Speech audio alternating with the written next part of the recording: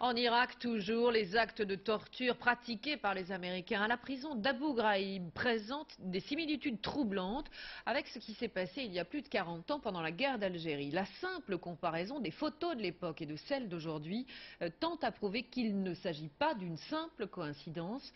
C'est le dossier de la rédaction, il est signé Jean-Yves Serrand et Loïc Lemoigne. Une jeune femme fait le geste de tirer sur le sexe d'un détenu qui est dénudé. J'ai tout de suite pensé à l'Algérie et à la photographie que m'avait confiée un ancien appelé.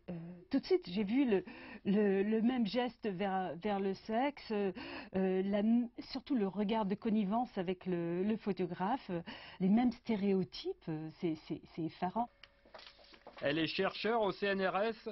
Claire Moscopo publie un livre de photos inédites à partir de 5000 clichés pris par les appelés français pendant la guerre d'Algérie. Des photos qui préfigurent étrangement les tortures mises en scène par les Américains en Irak l'an dernier. Première filiation, la torture à l'électricité. La GIGN est une torture qui a en quelque sorte qualifié la guerre d'Algérie. Quand on pense guerre d'Algérie, on pense torture, on pense GIGN. Avec le soldat qui tourne la manivelle. Autre parallèle, les mêmes techniques d'humiliation des musulmans. Les musulmans ont une répugnance des chiens. Ils n'ont jamais de contact physique avec les chiens.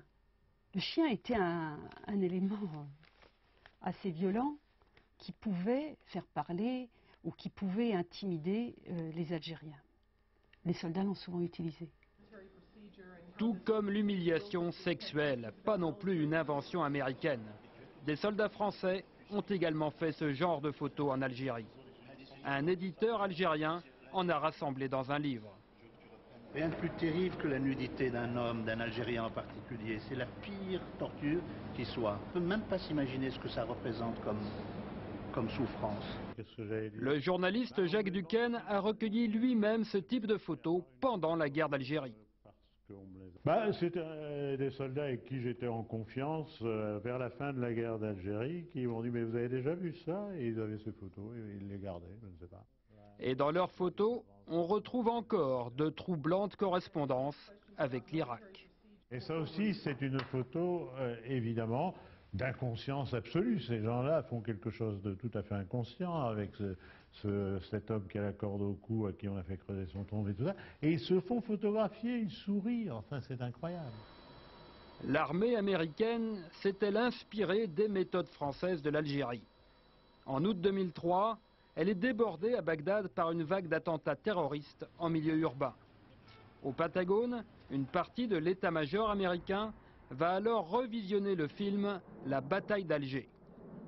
Un film qui montre comment, en 1957, les Français ont mis fin aux attentats dans Alger. En misant sur le renseignement, les interrogatoires de la population par la torture. Est-ce que celui qui fait exploser des bombes dans les lieux publics respecte la légalité? Pour les Américains, le film illustre l'école française de l'antiterrorisme.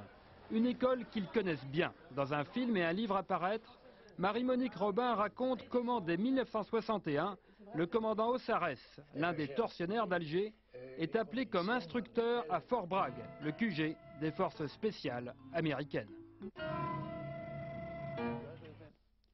Il nous a expliqué la torture. Il expliquait aussi que si un autre prisonnier assistait à la séance de torture, ça le convainquait en général de parler. Et ces généraux américains à la retraite, anciens élèves d'Ossarès, avaient prévenu dès le début de la guerre.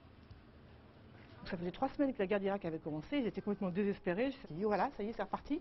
On va ressortir les recettes des Français, qu'on nous a apprises il y a 30 ans, dont on sait qu'elles ne mènent à rien, parce que vous avez perdu l'Algérie, nous avons perdu le Vietnam, et c'est parti, on va recommencer en Irak avec tout ce que ça veut dire.